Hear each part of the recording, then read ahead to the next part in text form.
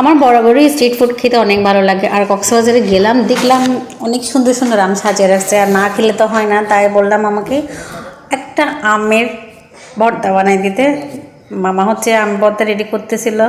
তখন জিজ্ঞেস করা হচ্ছিল আমের কেজি কত করে, 1 কেজি আম নাকি 700 টাকা। আর এই একটা আমের দামই 150 টাকা। মামা এগুলো কুচি কুচি করে কাটতেছিল যাতে করে ভর্তা করতে সুবিধা হয়। আর এই আমগুলা হচ্ছে যে অনেকটা আটি আটি হয়ে গেছে না, আমাদের এখানে এখনও আমের গাছে আমের ফুলই আসছে। বাট কক্সবাজারে হচ্ছে যে আম পাওয়া যাচ্ছে, হয়তো পাহাড়ের ওদিক দিকে আমগুলা আসা হয়েছে আর কি।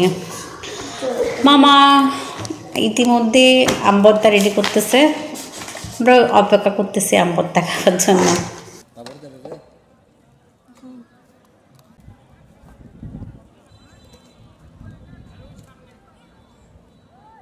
আমাকে বললাম কাপে দেওয়ার জন্য, কারণ হচ্ছে যে আমাদের গাড়ি চলে আসতে হবে, দ্যাটস ইট।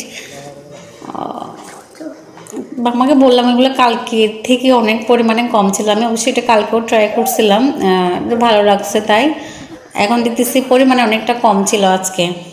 আমাকে এটা বলতেছিলাম। এই তো আমরা আমের আচার রেডি, না ভর্তা খাইলাম। কি ওরে বাবা, অনেক ঝাল ছিল আর অনেক টক।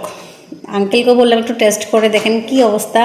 আঙ্কেলও বলতেছে অনেক টক। Thanks for watching.